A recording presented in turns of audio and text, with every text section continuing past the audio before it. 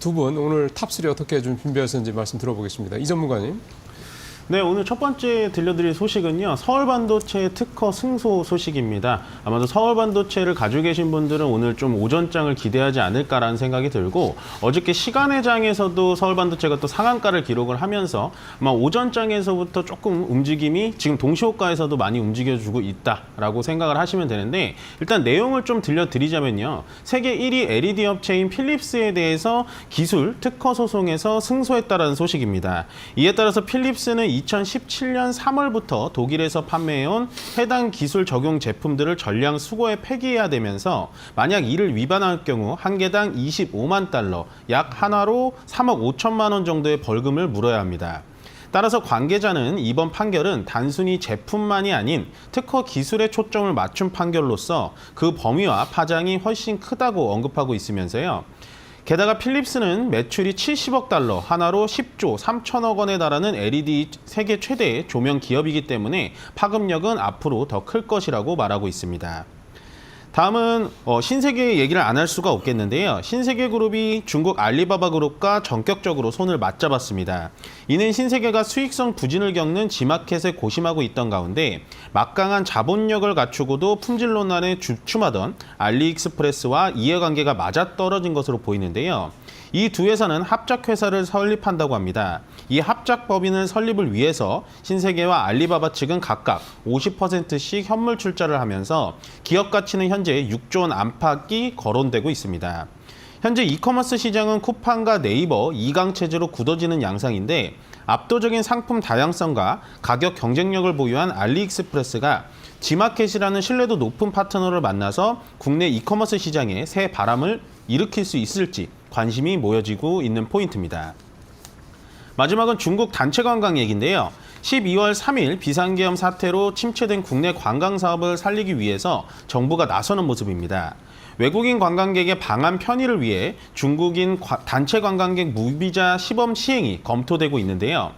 대책에 따른다면 관광시장의 조속한 안정과 전 세계를 대상으로 한국 여행이 안전하다는 점을 알리면서 방한관광 마케팅을 집중적으로 추진한다고 합니다.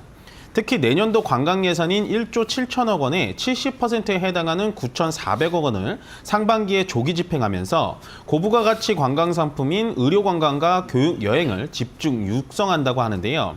현재 중국의 무비자 정책으로 인해서 최근 한국인 관광객의 중국 여행 수요가 늘어난 것처럼 한국 출입국 편의가 높아진 국가의 여행객들의 한국 방문도 늘어날 것으로 기대됩니다.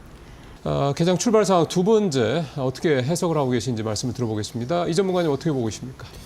네, 시장 분위기는 24일 크리스마스 이브 때부터 지금까지 계속해서 똑같이 흘러가고 있습니다. 24일에 마감의 수급 현황을 보셨을 거고, 어저께의 마감의 수급 현황을 보셨을 거고, 오늘도 마찬가지로 전체적으로 시장에 움직이는 동력이라고 하죠. 자동차로 따지면 엔진을 많이 넣어줘야 되는 수급 상황인데 전체적으로 돈이 돌고 있지 않다. 그냥 어저께도 개인들이 갑자기 사다가 장 막판에 대주주 양도세가 됐던 뭐가 됐던 개인들이 좀 많이 던졌고요.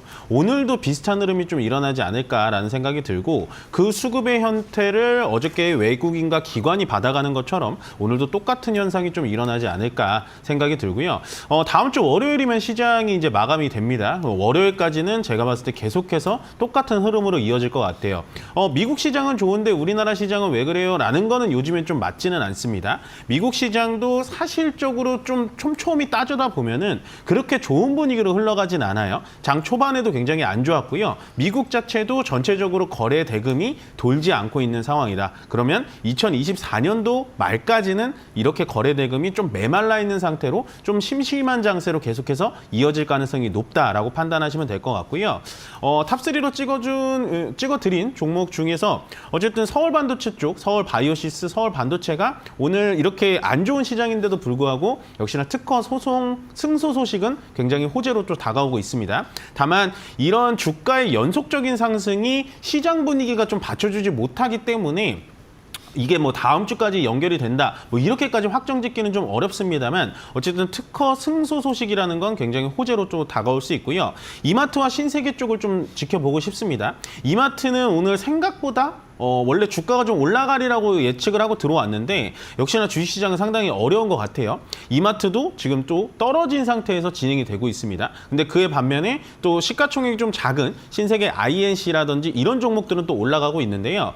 지금 보시면은 대충 분위기적으로 봤을 때는 전체적인 리포트 내용을 좀 볼 수가 있는데 신세계 이마트, 그러니까 지마켓과 알리바바 그룹이 합작을 한다고 해서 시너지가 어느 정도 있을 것인가, 막 이거에 대한 의구심을 가진 리포트가 많이 나온 영향으로 보여지는데 저는 좀 길게 본다면은 이마트와 지마켓의 이 합작 법인은 충분히 성공 가능성이 있다라고 보여지고요. 지금 당장 이마트가 좀 떨어지는 거에 대해서 좀 이해가 안 가고 좀 도대체 왜 그런 건가 좀 오해하시는 분들이 많을 텐데 우리는 이마트 쪽보다는 지금 또 다른 쪽으로 보자면 CJ 대한통운은 굉장히 또 강한 흐름을 보여주고 있어요. CJ 대한통운이 왜 강한 흐름을 보여주고 있냐? 원래는 지금은 아닙니다만 원래는 알리와 테무의 물량을 CJ 대한통운이 100% 운영을 하고 있었습니다. 지금은 한진과 롯데택배 쪽으로 어느 정도 넘겨준 부분은 있는데 알리가 다시 한번 국내에 들어오면서 지마켓과 합작 법인을 하게 된다면 CJ 대한통운의 물류 배송 부분은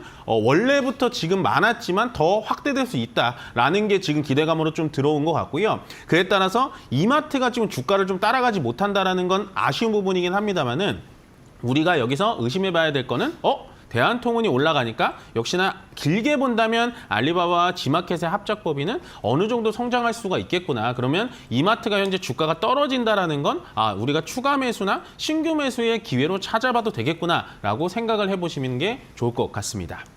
자, 본격적으로 두 분 종목별 흐름 어떻게 보시는지 또 말씀들 들어보겠습니다. 이 전문가님 어떤 거 눈에 좀 띄시나요?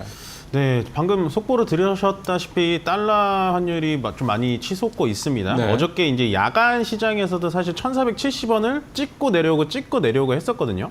그렇기 때문에 오늘 이제 달러 시장이 열리면서 1,470원은 또 뚫을 수 있을 거다라고 생각을 하고 들어왔어요. 거기다가 이제 오늘 27일이죠.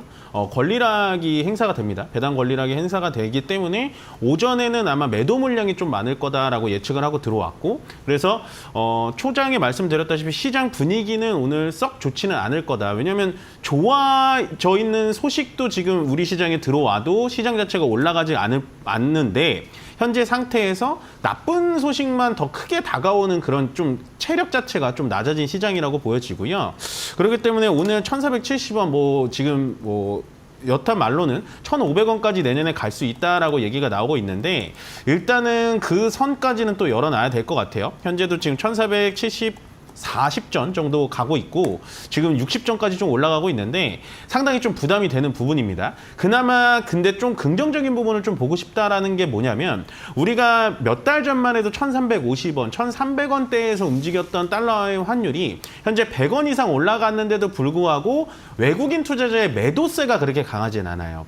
지금 시간 한 9시 22분 정도 흘러가긴 했지만 외국인이 300억 정도 현물 시장에서 300억, 코스닥에서 한 400억, 둘이 합쳐서 현물 시장에서 한 700억 정도 되지 않는 금액을 매도를 하고 있다는 건 고환율이 외국인의 매도세를 강하게 끌어내지는 않는 것 같아요. 그러니까 지금은 달러 자체가 혼자만 강할 뿐이지 원화, 엔화, 중국의 위안화 다 약세를 이뤄나가고 있다는 거죠. 포인트는 언제 달러가 좀 진정이 되느냐라고 생각을 하시면 될 것 같고 요즘에 좀 경제 위기, 경제 대공황이다, 다시 IMF 오는 거 아니냐 이런 얘기도 많이 들려오고 있긴 한데 저는 그거에 대해서는 좀 동의하고 싶진 않습니다. 우리나라가 해외 자본금도 해외에 나가 있는 자본도 상당히 많기 때문에 그 정도는 유의할 점은 아닐 것 같고요. 오늘 그나마 특징으로 좀 찝어드리고 싶은 거는 양자 암호 관련 종목입니다. 네. 양자가 유엔이 이제 양자의 해라고 해가지고 내년부터 양자에 대해서 좀 퍼포먼스를 보여줘야 된다. 이런 얘기가 나오고 있는데요. 제가 한 가지 유의시키고 싶은 법은 뭐냐면 현재 지금 양자 관련된 종목들이 나가고 있는데 이 관련된 종목들은 테마 관련된 종목들이다. 그러니까 직접적으로 양자의 수혜를 받을 수 있는 종목은 아니니까 그 점만 좀 유의를 하시고요. 네. 양자에 관련된 거는 조금 더 찾아보셔야 될 것 같아요. 지금은 뭐 종목까지 말씀드릴 수는 없지만 양자로 인해서 지금 올라가고 있는 종목들은 테마에 의한 거다. 그러니까 조금 조심하자라고 마지막 말씀을 전해드리겠습니다.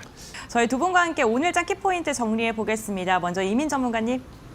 네, 오늘 27일 배당 낙일입니다. 그렇기 때문에 오전에는 지금 시장 자체가 종목 자체가 좀 많이 흔들릴 수가 있어요. 어저께 이제 배당을 받으려고 들어왔던 수급들이 오전에 이제 매도세가 좀 강하게 들어오면 개별 종목적으로 등락폭이 좀 클 수가 있습니다. 그렇기 때문에 오늘 장은 오전에 막 이렇게 달려 들어가셔가지고 집중적으로 공격적인 매수를 하는 게 아니라 오후까지 좀 지켜보시고 늦어도 한 1시 이후까지는 시장이 좀 안정될 때까지 지켜보시는 게 좋은 하루다라고 말씀드리겠습니다.